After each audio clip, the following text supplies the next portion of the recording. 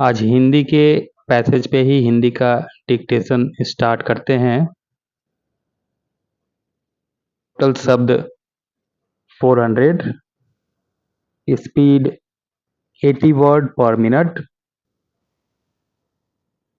Timing 5 minutes.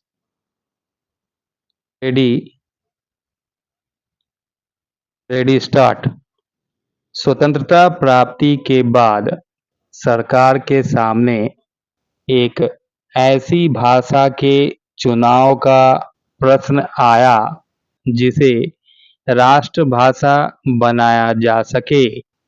यह एक काफी गंभीर और बड़ा सवाल था जिस पर सरकार को जल्दी निर्णय लेना था। स्वतंत्रता के साथ ही देश का विभाजन भी हो गया था और सारा देश संकटपूर्ण परिस्थितियों में था।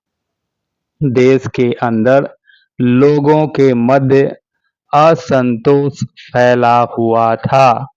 विध्वंसकारी प्रवृत्तियों से जीवन अस्त-व्यस्त था।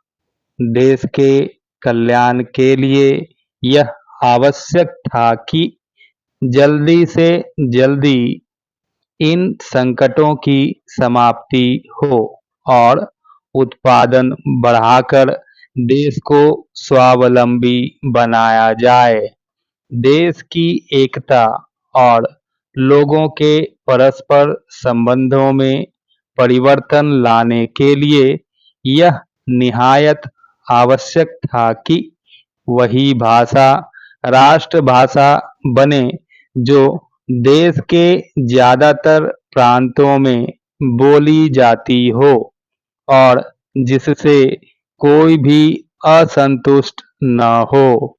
उस समय विश्वविद्यालयों में शिक्षा अंग्रेजी द्वारा दी जाती थी। हिंदी का कहीं कोई संरक्षक नहीं था।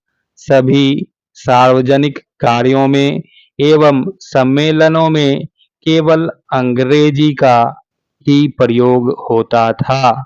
स्वतंत्र होने के बाद केवल अंग्रेजी के आधार पर निर्भर रहना नामुमकिन था। गंभीर विचार करने के बाद सरकार इस निष्कर्ष पर पहुंची थी कि हिंदी को ही राष्ट्रभाषा बनाया जाए क्योंकि देश के ज्यादातर हिस्सों में हिंदी व्यवहार में लाई जाती थी। तमाम शिक्षित व अशिक्षित लोग हिंदी समझते थे। यद्यपि कुछ लोग इसके खिलाफ भी थे और कहीं-कहीं इसका विरोध भी हुआ, परंतु ज्यादातर लोगों ने इस व्यवस्था को पसंद किया और इसका समर्थन किया। इसीलिए केंद्र सरकार ने हिंदी को राजभाषा घोषित किया। देश की एकता को महत्व देने वाला ऐसा कौन व्यक्ति होगा जो हिंदी का विरोध करेगा। समस्त राष्ट्रप्रेमी जनता ने इस व्यवस्था का समर्थन किया। वास्तव में हिंदी भाषा में इतने गुण विद्यमान हैं कि शायद ही कोई दूसरी भाषा इसका मुकाबला कर सके। पैरा पिछले कुछ वर्षों में हिंदी को प्रोत्साहन देने के लिए केंद्र सरकार द्वारा अनेक योजनाएं बनाई गईं। कई समितियां बनी ताकि उनकी सिफारिशों के अनुसार परस्पर परामर्श कर के हिंदी को प्रत्येक परिवार तक पहुंचाने की दृष्टि से योजनाएं तैयार की जा सकें।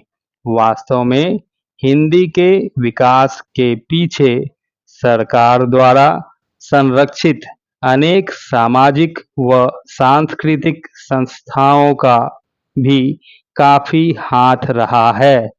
हिंदी में जनाब, कब्जा इत्यादि दूसरी भाषाओं के प्रचलित शब्दों को भी सम्मिलित कर लिया गया है। हिंदी के इस परिवर्तित रूप ने इसको लोकप्रिय बनाने में काफ़ी सहायता दी है।